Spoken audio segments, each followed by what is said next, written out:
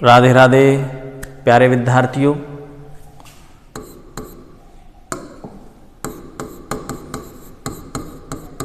P block elements अपना chapter चल रहा था। इस पी ब्लॉक एलिमेंट की बात कर देखो, boron, carbon, nitrogen, oxygen, fluorine और ये नियोन।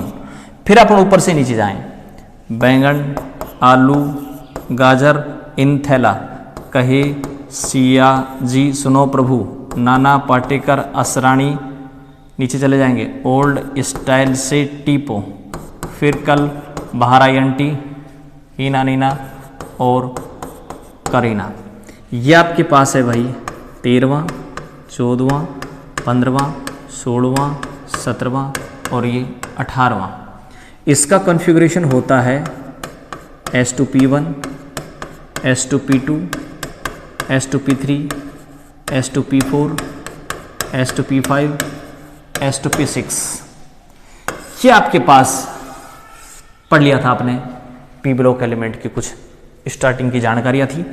आज अपन यहां ये इसका 15वां जो वर्ग है नाइट्रोजन फैमिली, उस 15वें वर्ग की अपन बात करने जा रहे हैं। ध्यान रखें, तो अपन बात कर रहे हैं किसकी?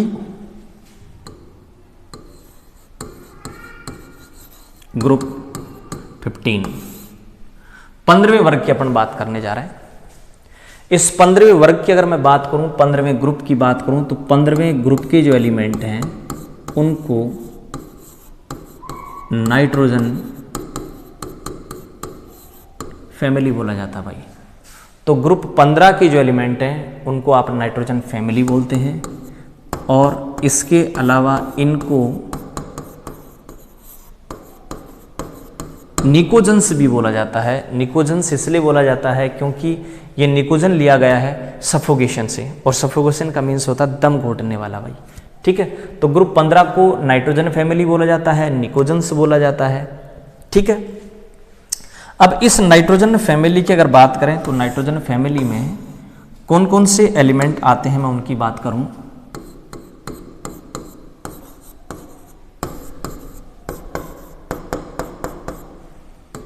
ये आपके पास है नाइट्रोजन,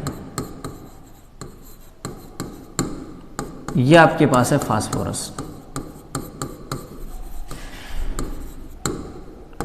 ये आर्सेनिक, ये एंटीमनी, ये आपके पास बिस्मिथ। तो ये आपके पास नाइट्रोजन जो फैमिली है, उस नाइट्रोजन फैमिली के ये आपके पास एलिमेंट है। इन नाइट्रोजन फैमिली के एलिमेंटों की अगर बात करें तो इनका जो कॉन्फ़िगरेशन था, चलो मैं कॉन्फ़िगरेशन भी यहाँ लिख देता हूँ। यहाँ था भाई 2s 2p, 3s 3p, 4s 4p, 5s 5p, 6s 6p। Starting का तो आपने लिख दिया था वो कि आप ऐसे लिखते हैं 2 बार sp, 2 बार dsp, फिर एक बार fdsp, ऐसे लिखते हैं। ये डायरेक्ट लिख रहा हूं मैं इनका कॉन्फ़िगरेशन। नाइट्रोजन परिवार है S2P3,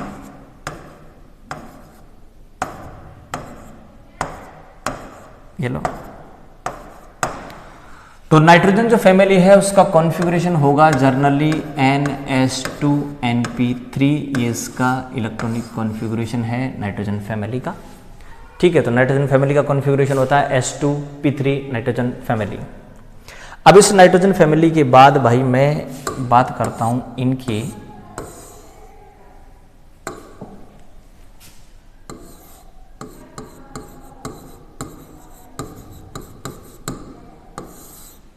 ऑक्यूरेंस की, उपलब्धता की अगर बात करें तो देखो, सबसे पहले मैं बात करता हूं किसकी?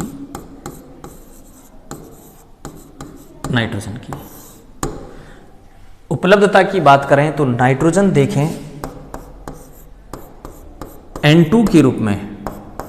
N2 का मीन्स है डाई नाइट्रोजन के रूप में ये वायुमंडल में 78% पाया जाता है नाइट्रोजन। और इसके अलावा नाइट्रोजन देखें प्रोटीन, एमिनो एसिड,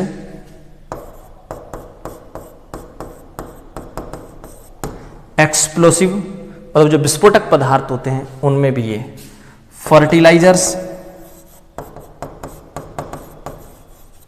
जैसे यूरिया है, यूरिया में पाया जाता है नाइट्रोजन, ठीक है। तो प्रोटीन है, एमिनो एसिड है, एक्सप्लोजिव है, फर्टिलाइजर्स है, इनमें ये नाइट्रोजन पाया जाता है। और इसके अलावा इस नाइट्रोजन के कुछ कंपाउंड भी बड़े इंपॉर्टेंट हैं, जैसे NaNO3 की बात करें तो इस NaNO3 का नाम है चिली साल्टपीटर। और अगर मान लीजिए मैं KNO3 की बात करूं तो इस KNO3 का नाम है इंडियन साल्टपीटर। तो Indian saltpetre, Chile saltpetre, protein है, एमिनो एमिल है, विस्फोटक पदार्थ हैं, फर्टिलाइजर्स हैं, इनमें ये नाइट्रोजन होता है भाई। तो ये हो गए नाइट्रोजन की बात। नाइट्रोजन के बाद अपन लेते हैं किसको, फास्फोरस को।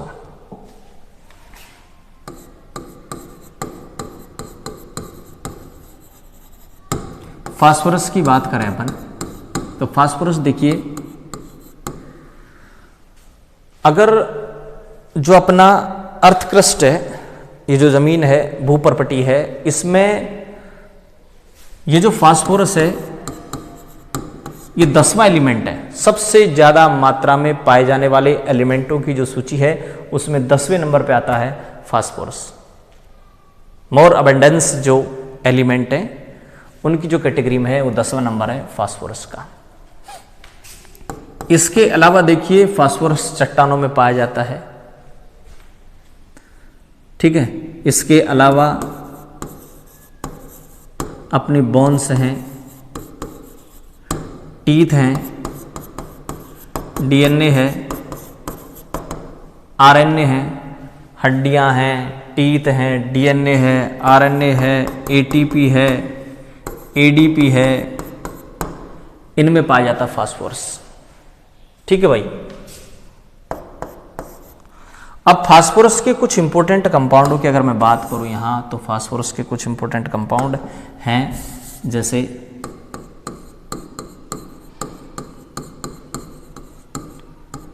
फोस्फोराइट। फोस्फोराइट होता है भाई Ca3PO4 का होल ट्वाइस। कैल्शियम फोस्फेट को ही फोस्फोराइट कहा जाता है। इसके अलावा मैं फ्लोरापेटाइट की बात करूं,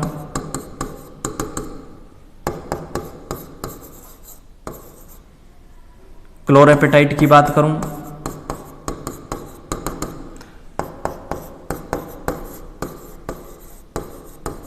हाइड्रोक्सी एपेटाइट की बात करूं, तो देखिए होते क्या हैं ये। सबसे पहले आप इनसे 3 लगा देना पहले, और 3 लगाने के बाद कैल्शियम फॉस्फेट लिख देना, Ca3PO4 का होल ट्वाइस, Ca3PO4 का होल ट्वाइस, Ca3PO4 का होल ट्वाइस डॉट। फ्लोर है CaF2 लगा देना, क्लोर है CaCl2 लगा देना, और हाइड्रोक्सी एपेटाइट है CaOH का होल ट्वाइस लगा देना। ये फास्फोरस के कुछ इंपॉर्टेंट कंपाउंड हैं, ठीक है भाई। ये हो गया आपके पास। तो बोन्स है, टीथ हैं, डीएनए, आरएनए, एटीपी, एडीपी, और फॉस्फोराइट है, फ्लोरापेटाइट है, क्लोरोपेटाइट है, हाइड्रोक्सीपेटाइट है, इनमें फास्फोरस पाया जाता है। उसके अलावा अब अपन फास्फोरस के बाद जो आपके पास आ गए भाई क्या,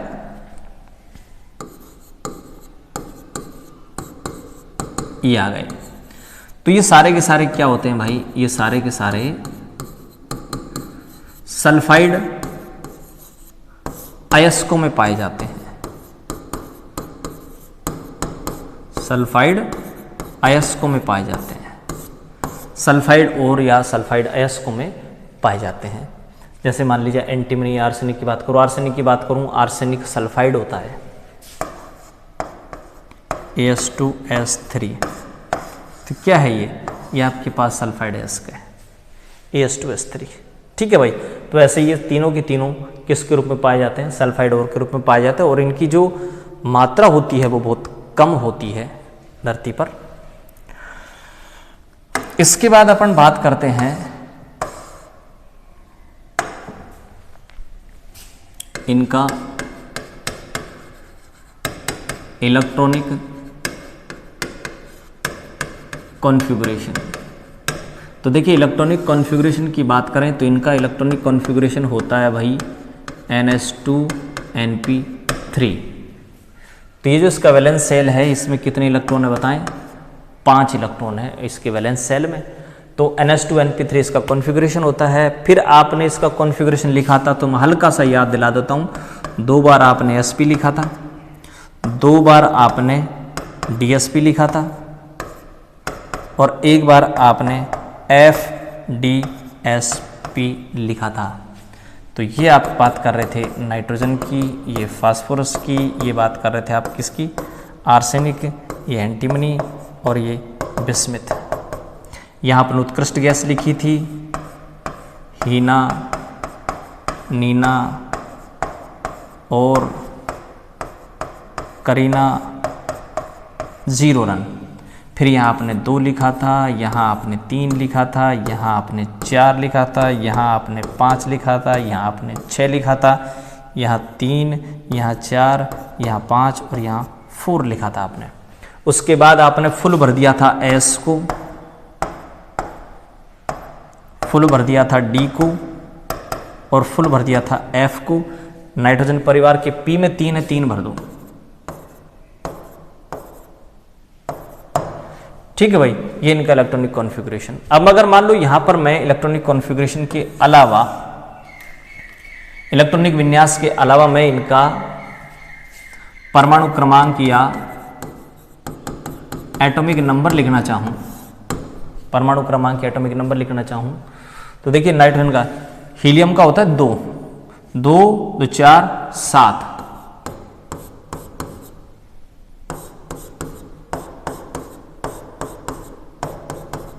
ठीक है। उसके बाद ये 10 तो 12 और 3 15, 18 28 29 30 31 32 33, 36 और 10 46 47 48 49 50 51, 54 55 56 57 58 68 78 69 70 71 72 73। नहीं भाई, 1 मिनट, 54 किसका, जीनोन का। 54 और 10 64 और 14 65 66 67 68 और 10 78 78 और 2 80 और 3 83 बिस्मिथ का। अब देखो 3 अगर अपन आगे जाते हैं तो वहां ही पहुंच जाएंगे अपन। 7 और 3 10 पहुंच जाएंगे अपन नियोन में। 15 और 3 18 पहुंच जाएंगे आर्गन में। 33 और 3 36 पहुंच जाएंगे अपन क्रिप्टोन में। 51 और 3 54 पहुंच जाएंगे जीनोन में। 83 और 3 86 पहुंच जाएंगे अपन रेडोन में। ये आपके पास हो गया इनका इलेक्ट्रॉनिक कॉन्फ़िगरेशन और एटॉमिक नंबर। 7 15 33 51 और 83 इनका एटॉमिक नंबर। उसके बाद अपन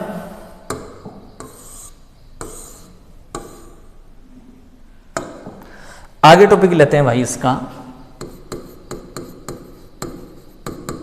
एटॉमिक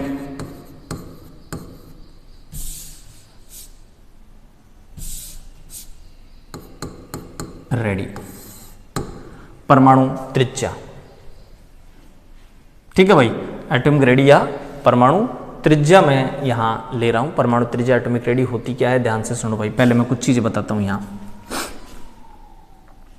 इलेक्ट्रॉनिक कॉन्फ़िगरेशन हो गया पहला। दूसरा में ले रहे हैं अपन क्या, एटॉमिक रेडी ले रहे हैं अपन। ठीक है,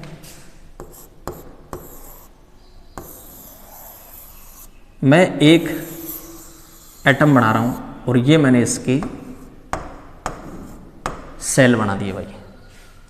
अब ये क्या है कि ये जो ये इलेक्ट्रॉन है, इस इलेक्ट्रॉन को धक्का देता है, क्योंकि इस इलेक्ट्रॉन पे भी चार्ज माइनस है, इस इलेक्ट्रॉन पे भी चार्ज है माइनस, और इस माइनस माइनस के बीच यहाँ रिपल्सन होगा, और इसी रिपल्सन को, इसी धक्के को आप शील्डिंग इफेक्ट बोलते हैं, परिरक्षण प्रभाव, शील्डिंग इफेक्ट ही बोलते हैं। आप 11वीं क्लास में आप बार बार पढ़ के आ रहे हैं, तो मैं शील्डिंग इफेक्ट नाम ही लेता था भाई, परिरक्षण प्रभाव लेते ही नहीं थे अपना ना। तो शील्डिंग इफेक्ट, तो ये अंदर का इलेक्ट्रॉन बाहर के इलेक्ट्रॉन को धक्का देगा, जिसे आप शील्डिंग इफेक्ट बोलेंगे। तो यहां मैं क्या कहूंगा, बोलो कि अगर शील्डिंग इफेक्ट बढ़ेगा तो साइज बढ़ेगा भाई, क्योंकि ये धक्का ही तो है, धक्का अगर बढ़ता है तो साइज बढ़ता है। ठीक है, अब ये जो धक्का है, इस धक्के के बावजूद भी इस इलेक्ट्रॉन को ये न्यूक्लियस अपनी तरफ खींचता है, जिसे आप बोलेंगे Z star, effective nuclear charge, प्रभावी परमाणु क्रमांक, प्रभावी परमाणु क्रमांक, या प्रभावी जो नाभिकीय आवेश, सॉरी, ठीक है। इफेक्टिव न्यूक्लियर चार्ज की अगर बात करें, प्रभावी नाभिकीय आवेश की अगर बात करें, तो देखो दो चीज हो गई, एक हो गया शील्डिंग इफेक्ट, परिरक्षण प्रभाव, एक हो गया इस इलेक्ट्रॉन को नाभिक अपनी तरफ खींचता है जेड स्टार, जेड स्टार का मतलब इफेक्टिव न्यूक्लियर चार्ज या प्रभावी नाभिकीय आवेश। ठीक है भाई, अब ये जेड स्टार तो क्या अट्रैक्शन है, अट्रैक्शन अगर बढ़ेगा तो साइज घटेगा, यानी जेड स्टार अगर बढ़ता है तो साइज घटेगा। तो यहां क्या रिलेशन हो गया भाई,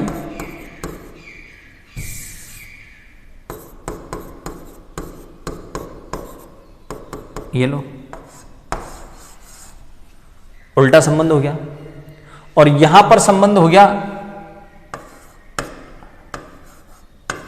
size direct proportional to shielding effect.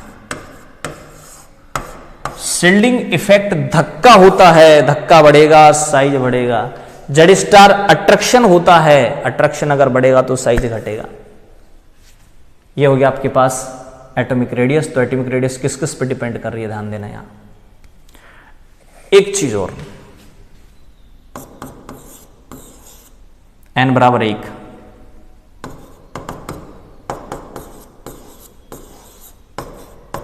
n बराबर 2, n बराबर 3, n बढ़ रहा है ना, n बढ़ रहा है तो क्या हो रहा है, साइज ही बढ़ रहा है। तो तीसरा साइज किस पर डिपेंड करता है, n पर। तो ये जो अपना साइज है, इस साइज की अगर मान लो मैं निर्भरता की बात करूं, तो ये साइज किस किस पर डिपेंड करता है, फर्स्ट n पर। n पर कैसे कि n अगर बढ़ता है तो भाई साहब साइज भी बढ़ेगा। दूसरा डिपेंड करता है ये शील्डिंग इफेक्ट पर। शील्डिंग इफेक्ट अगर बढ़ता है तो साइज बढ़ेगा। तीसरा डिपेंड करता है भाई साहब ये किस पर, जेड स्टार पर। और जेड स्टार अगर बढ़ता है तो साइज घटता है। ये बड़ी इंपॉर्टेंट चीज हो गई, साइज किस किस पर डिपेंड करता है। साइज अगर समझ आ जाएगा तो बाकी चीज समझ आ जाएंगी भाई, ठीक है। तो साइज समझ लें आप अच्छे से। n कोषों की संख्या सेल की संख्या है।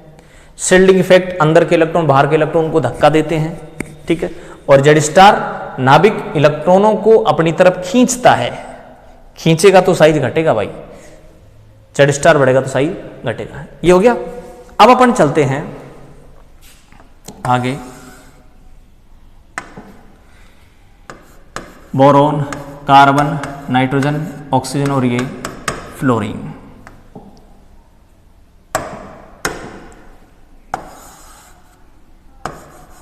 Z star increase, size decrease.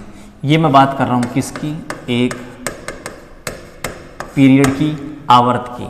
तो एक आवर्त में अगर आप लेफ्ट टू राइट जाते हैं ना भाई, तो एक आवर्त में लेफ्ट टू राइट जाने पर, बाएं से दाएं जाने पर जेड स्टार बढ़ता है, जेड स्टार बढ़ेगा तो साइज घटता है, ठीक है। ये हो गया एक पीरियड की बात।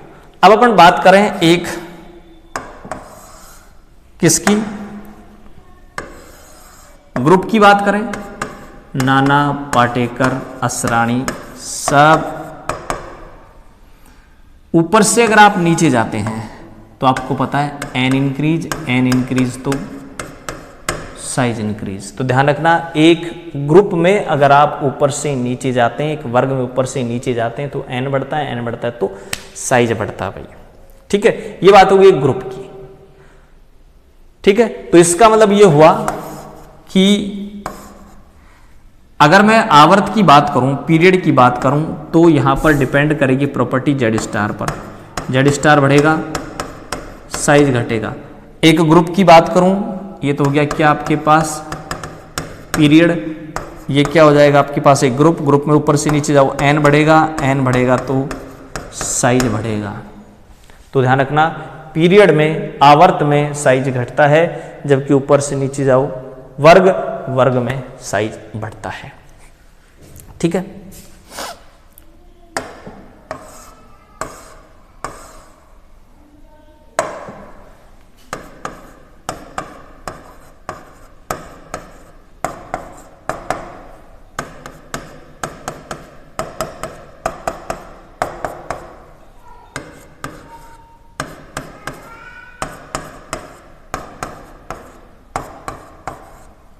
ये मैंने लिख दी, पता है क्या, ये कोवेलेंट रेडियस लिख दी मैंने पिकोमीटर में। क्या हो रहा भाई, ऊपर से नीचे जाओ, एन इंक्रीज होता है। आपको कैसे पता है एन इंक्रीज होता है? आपको पता है भाई, आपने नाइट्रोजन का कॉन्फ़िगरेशन लिखा था 2s2 2p3, तो यहां पर n इक्वल 2 है। बिस्मिथ का कॉन्फ़िगरेशन आपने लिखा था 2 3 4 5 6 6s2 6p3, यहां पर n इक्वल 6 है, यहां n इक्वल 2 है, यहां n इक्वल 6 है। तो यहां आपके पास दूसरा आवर्त है, यहां आपके पास छठा आवर्त है, यहाँ पर 6 कोष हैं, 6 सेल है, यहाँ 2 सेल है। तो ऊपर से नीचे जाओ, n इंक्रीज होगा, n इंक्रीज होगा तो क्या हो रहा भाई, साइज इंक्रीज हो रहा। देखो 70 110 120 140 150। तो एक वर्ग में अगर आप ऊपर से नीचे जाएंगे तो n इंक्रीज होगा तो साइज इंक्रीज होता है भाई। ठीक है, तो आपने इलेक्ट्रिक कॉन्फ़िगरेशन पढ़ लिया, एटॉमिक साइज पढ़ लिया। एटॉमिक साइज के बाद अब अपन आगे चलते हैं एंथैल्पी।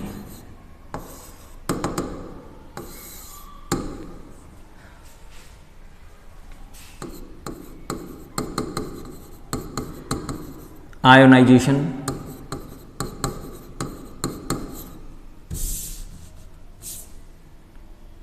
एंथैल्पी।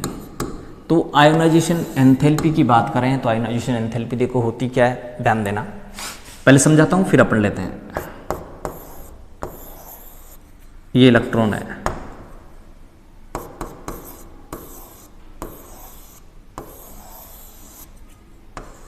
ये इलेक्ट्रॉन है।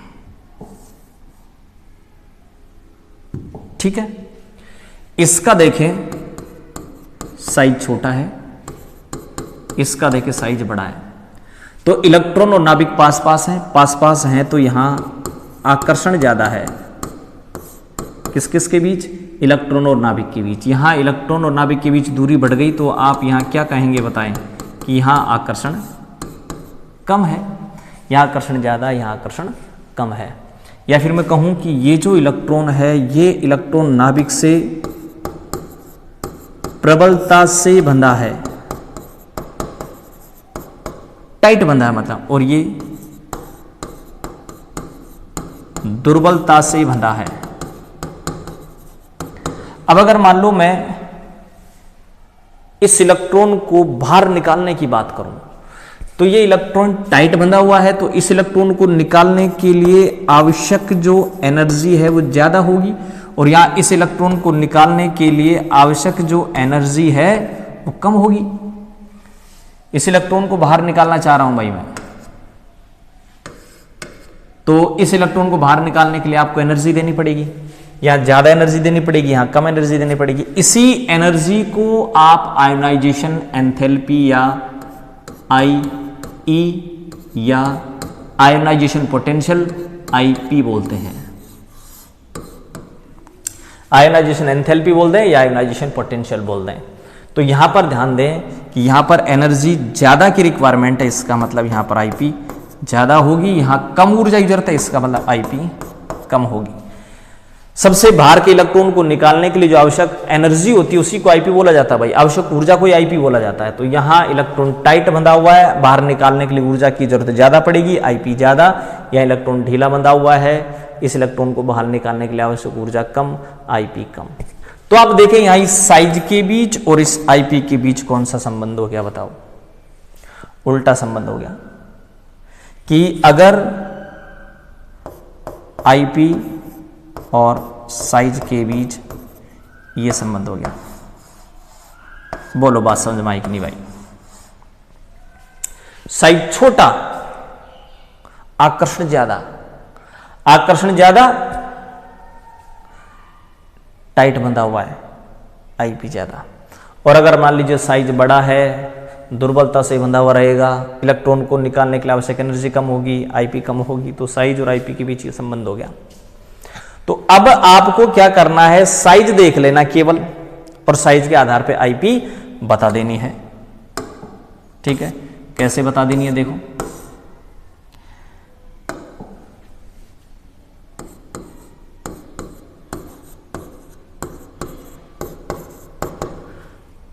ऊपर से नीचे जाएं तो ऊपर से नीचे जाने पर आपको पता है एन बढ़ता है, एन बढ़ता है तो साइज बढ़ता है, और साइज बढ़ेगा तो भाई आईपी घटेगी। एक चीज और ध्यान रखना, अगर आप फर्स्ट इलेक्ट्रॉन, चलो मैं थोड़ा बाद में बात करता हूं इस बात की। तो ये हो गया आपके पास, एन बढ़ेगा तो साइज बढ़ेगा, साइज बढ़ेगा तो आईपी घटती है। ठीक है भाई। तो यहां पर अगर आईपी की बात करें तो सबसे ज्यादा आईपी होगी नाइट्रोजन की, फिर आर्सेनिक, फास्फोरस की, आर्सेनिक, एंटीमनी और बिस्मिथ। तो सबसे ज्यादा होगी आईपी का ऑर्डर, सबसे ज्यादा नाइट्रोजन की और सबसे कम बिस्मिथ की।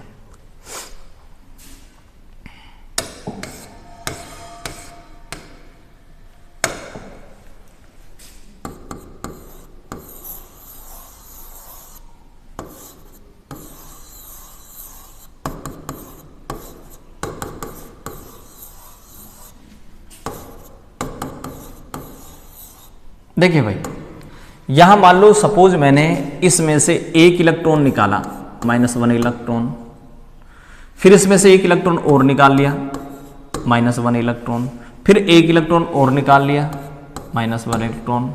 तो यहां पर देखो आप इलेक्ट्रॉन लगातार निकालते जा रहे हैं और साइज लगातार घटता जा रहा है, और साइज घटता जाएगा तो आईपी ध्यान रखना बढ़ती जाएगी।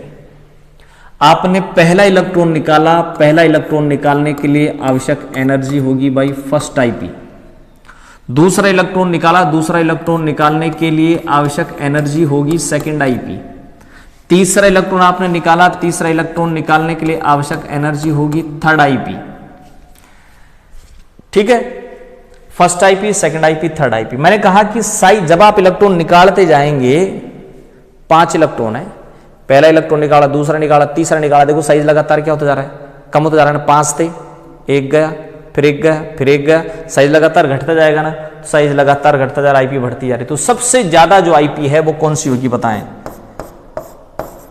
थर्ड आईपी सबसे ज्यादा होगी, फिर हो गया आपके पास सेकंड आईपी, और फिर हो गया आपके पास फर्स्ट आईपी। तो फर्स्ट आईपी, सेकंड आईपी और थर्ड आईपी के ये आपके पास ऑर्डर हो गए। ठीक है भाई। अगर मान लीजिए आप यहां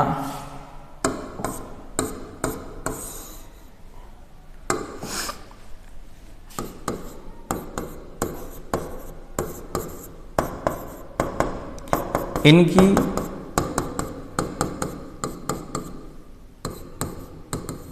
किलोजूल पर मोल में मैं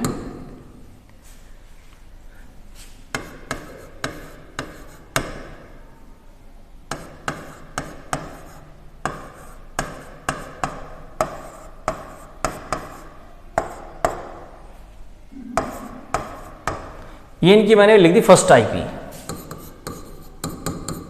फर्स्ट आईपी की वैल्यू लिख दी नाइट्रोजन फैमिली की। तो क्या हो रहा है भाई, अप टू डाउन जा रहे हैं।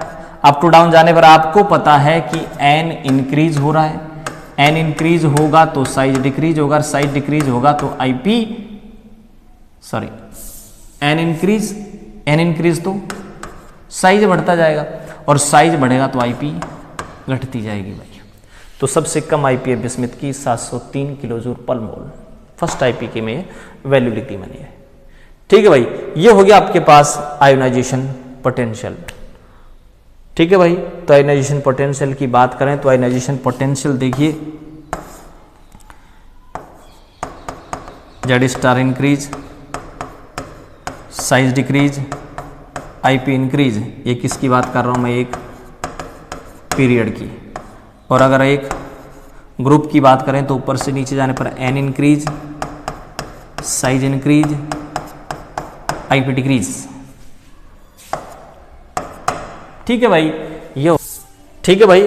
तो आपने देखे क्या क्या पढ़ लिया यहां पर। यहां आज आपने पढ़ा था इनकी फर्स्ट क्या पढ़ी, एक्यूरेंस पढ़ी। ठीक है, कि इनकी उपलब्धता कितनी है, ऑक्यूरेंस पढ़ी। ऑक्यूरेंस के बाद आपने पढ़ा क्या, इनका इलेक्ट्रॉनिक कॉन्फ़िगरेशन पढ़ा भाई। ठीक है, इलेक्ट्रॉनिक कॉन्फ़िगरेशन के बाद क्या पढ़ा आपने, इसकी बोलो, एटॉमिक रेडी पढ़ी। और एटॉमिक रेडी के बाद आपने पढ़ी क्या, इसकी आयनाइजेशन एंथैल्पी। ठीक है भाई, तो ये नाइट्रोजन फैमिली या जो ग्रुप 15 है, इस ग्रुप 15 या नाइट्रोजन फैमिली या निकोजन्स की बात चल रही है। तो ये चीजें आपने इसकी पढ़ ली थी। इसके बाद पांचवी अपन प्रॉपर्टीज, इसकी फिजिकल प्रॉपर्टीज जो अपन कर लेंगे। तब तक के लिए आप नमस्कार, घर रहें, सुरक्षित रहें। जब भी घर से बाहर निकलना हो मास्क का प्रयोग जरूर करें। लॉकडाउन धीरे धीरे सभी कस्बों की तरफ बढ़ता जा रहा है और इसका रीजन है लोगों ने लापरवाही बरतने स्टार्ट कर दी। आप लोग लापरवाह न बने, देश हित में काम करें। धन्यवाद।